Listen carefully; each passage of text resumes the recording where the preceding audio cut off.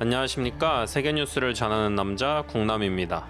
2026년 1월 3일 전 세계를 충격에 빠뜨린 뉴스 속보가 전해졌습니다. 트럼프 미 대통령과 연일 대립각을 세우던 베네수엘라의 니콜라스 마두로 대통령이 영부인과 함께 체포되어 미국으로 압송되었다는 소식이었는데요.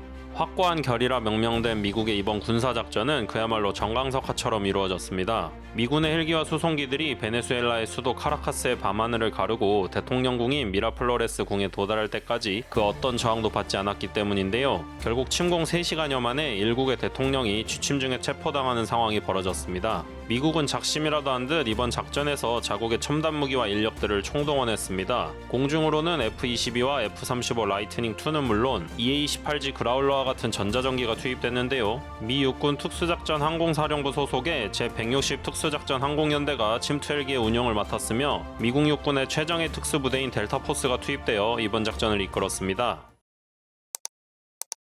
그런데 이번 사태에서 이런 미국의 엄청난 작전 수행 능력 외에도 전 세계 군사 전문가들이 주목한 점이 또 하나 있었는데요. 바로 베네수엘라가 그토록 자랑하던 철통 같은 중국산 방공망이 미군이 자신들의 안방을 드나드는 동안에도 단 한 번의 경보도 울리지 못한 채 침묵했다는 사실입니다. 隐身飞机通过使用锡箔材料和巧妙的外形设计，使其反射信号强度大幅降低。面对严峻的空天威胁，中国雷达人开创性研制出反隐身雷达。 我身后这个高约7层楼、天线正面面积差不多200多平方米的雷达呀，就是我国另一款主打反隐身功能的米波3座标雷达 JY27，具备隐身目标探测能力，对空探测距离远，测量精度高。 이처럼 스텔스기를 잡는 사냥꾼이다. 이 레이더는 미국 F-22와 F-35의 악몽이 될 것이다. 중국이 전 세계에 팔아치우며 자랑했던 그 최첨단 레이더들은 결정적인 순간에 그저 거대한 고철덩어리로 변해버렸습니다. 과거 인도와 파키스탄의 분쟁에 이어 이번 미국의 베네수엘라 침공까지 실전에서 연이어 터져나온 중국산 무기의 치명적 결함. 과연 그날 밤 카라카스의 하늘에서는 무슨 일이 있었던 걸까요? 오늘 영상에서는 이 충격적인 사건의 전말과 함께 메이드 인 차이나 무기 체계의 몰락에 대해 심층적으로 다뤄보겠습니다. 한때 베네수엘라는 중남미 지역의 군사 강국으로 평가받았습니다. 1960년대 미국은 쿠바와 같은 공산주의 확산을 막기 위해 베네수엘라를 자신들의 전략적 파트너로 삼았는데요.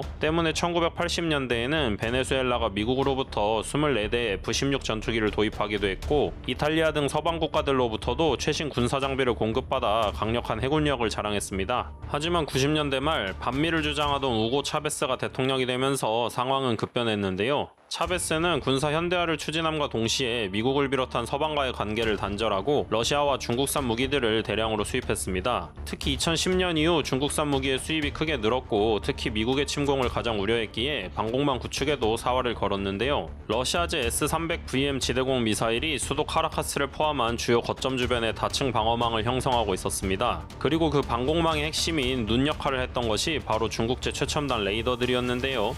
특히 그 중에서도 JY27A와 JYL1이라 불리는 레이더들이 핵심적인 역할을 수행했습니다. JY27A는 중국 전자과학 기술그룹이 개발한 미터파 레이더인데요. 중국은 이 레이더를 두고 스텔스 킬러라고 불렀습니다. 이 미터파 레이더의 원리를 들여다보면 미국의 스텔스 기술은 주로 짧은 파장의 레이더를 반사하거나 흡수하도록 설계되어 있는데 JY27A는 파장이 긴 미터파를 쏘기 때문에 스텔스기의 설계 의도를 무력화하고 기체를 탐지할 수 있다는 논리였죠. 이 기술을 두고 중국의 많은 언론들과 전문가들의 자아자찬은 대단했습니다. JY27A는 최대 500km 밖에서 F-22 랩터를 탐지할 수 있다. 미국의 스텔스 우위는 이제 끝났다라며 선전하곤 했는데요. 특히 이러한 첨단 레이더의 배치는 대만 해협이나 남중국해와 같이 미국과 중국의 분쟁 지역에서 기존의 공군력 역학관계를 뒤집을 수 있기 때문에 많은 군사 전문가들이 주목하고 있었습니다. 실제로 지난 2025년 베네수엘라 국방부 장관은 우리 군이 중국산 레이더로 미군의 F-35를 75km 거리에서 락온하는 데 성공했다며 기세등등하게 발표하기도 했는데요. 이렇듯 베네수엘라는 중국산 레이더가 적기를 탐지하고 러시아산 S-300 미사일이 적기를 타격하는 이른바 하이브리드 방공망을 구축해놓고 이를 신의 방패라 부르며 안심하고 있었습니다. 하지만 이 방패가 종이 쪼가리보다 못하다는 것이 드러나는 데는 그리 오랜 시간이 걸리지 않았죠. 운명의 1월 3일 새벽 미군이 미군이 베네수엘라의 수도 카라카스와 베네수엘라의 공군본부가 위치한 마라카이 등에 침공을 개시했습니다. 미군은 본격적으로 병력을 투입하기 전 보이지 않는 칼을 먼저 뽑아들었는데요. 바로 전자전이었습니다. 작전 개시 수시간 전부터 미군은 사이버 공격을 통해 카라카스의 전력망을 차단했는데요. 레이더들이 비상발전기로 가동되는 긴급한 상황 속에서 미 해군의 EA-18G 그라울러 전투기들이 베네수엘라의 레이더 신호를 향해 강력한 제밍, 즉 전파방해 신호를 쏘아 보냈는데요. 강력한 전파방해를 통해 베네수엘라가 보유한 모든 레이더 신호가 마비되고 500km 밖의 스텔스기도 잡는다던 JY-27A는 단 한 대의 전투기도 잡아내지 못했습니다. 중국이 자랑하던 최첨단 레이더 기술들은 미군의 최신형 전자전 시스템 앞에서는 무용지물이었던 것인데요.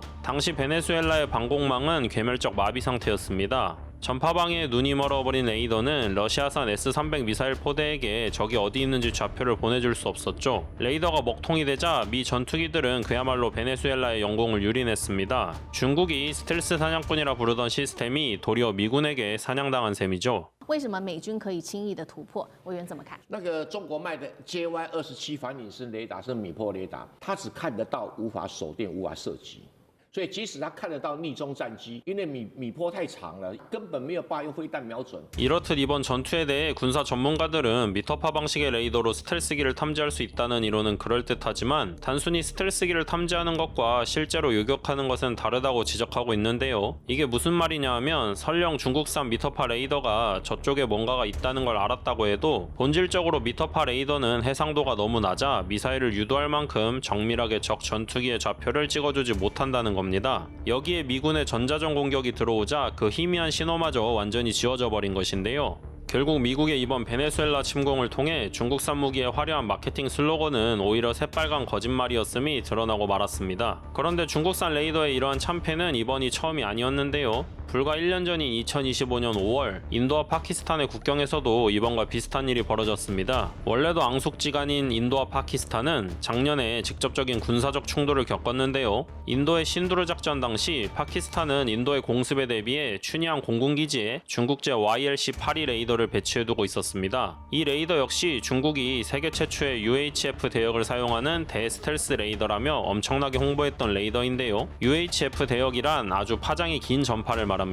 보통의 레이더 전파가 날카로운 화살이라면 UHF는 거대한 파도와 같다고 보면 되는데요. 스텔스기는 화살같이 짧은 전파는 요리조리 튕겨내며 숨을 수 있지만 파도처럼 밀려오는 긴 파장의 UHF 전파는 그대로 다 맞을 수밖에 없습니다. 그래서 당시 이 레이더를 두고 중국은 F-35는 물론 작은 드론까지 잡아낼 수 있다며 호언장담했는데요. 하지만 결과는 이번 베네수엘라 사태와 판박이었습니다. 더욱 충격적인 점은 당시 인도 공군이 5세대 스텔스기도 아닌 4.5세대 전투기인 라팔과 테자스를 동원했다는 것인데요. 이 전투기들이 자체 전자전 장비로 제밍을 걸자 중국산 최신 레이더 YLC-82는 그대로 먹통이 되었습니다. 결국 인도 공군은 파키스탄 영공을 뚫고 들어가 레이더 기지들을 미사일로 박살냈는데요. 스텔스 킬러라던 레이더가 스텔스 기능이 없는 전투기조차 막지 못한 코미디 같은 상황이 벌어진 것입니다. 결국 이번 베네수엘라 사태의 파장은 단순한 무기 성능 논란에서 그치지 않을 것으로 보이는데요. 중국은 그동안 1:1로 정책과 함께 저렴한 가격에 서방 무기에 필적하는 성능을 제공한다며 제3세계 국가들에게 무기를 팔아왔습니다. 소위 말하는 가성비를 앞세운 것이죠. 하지만 실전이라는 냉혹한 시험대 위에서 그 가성비는 목숨을 건 도박임이 드러났습니다. 현재 전 세계 군사 커뮤니티와 소셜미디어에서는 남미에서 손꼽히는 방공망이 비싼 장식품으로 전락했다. 중국을 믿은 대가를 톡톡히 치렀다는 조롱이 쏟아지고 있는데요. 중국 정부와 관영 매체들은 마두로 대통령의 체포 사실만 보도할 뿐 자국산 레이더의 실패에 대해서는 침묵을 지키고 있습니다. 한편 중국의 전략을 맹신하며 중국산 무기로 무장한 국가들은 지금 깊은 고민에 빠졌을 텐데요. 그들은 유사시 미군이나 서방의 첨단 전력을 상대로 자신들의 방공망이 5분이라도 버틸 수 있을지 의심하고 있을 것입니다.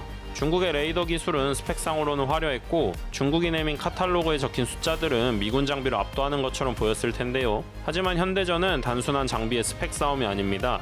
레이더, 미사일, 통신, 그리고 운용 능력까지 모든 것이 유기적으로 결합된 시스템의 싸움입니다. 과연 현재의 중국 무기 체계로 이런 점들을 무난히 극복해낼 수 있을까요? 베네수엘라의 하늘이 뚫리던 날 무너진 것은 마두로 대통령의 정권만이 아니었습니다. 지난 수십 년간 쌓아올린 중국 방위산업의 신뢰성, 그리고 미국의 기술을 넘어섰다던 그들의 오만함이 함께 무너져 내렸는데요. 무기는 화려한 말이 아니라 실전으로 증명해야 합니다. 파키스탄에 이어 베네수엘라에서 확인된 이 명백한 실패는 앞으로 세계 방산 시장의 판도를 뒤흔들 강력한 살건이 될 것인데요. 과연 중국은 빠른 시일 내에 이 치명적인 오명을 씻어낼 수 있을까요? 여러분의 구독과 좋아요는 영상 제작에 큰 힘이 됩니다.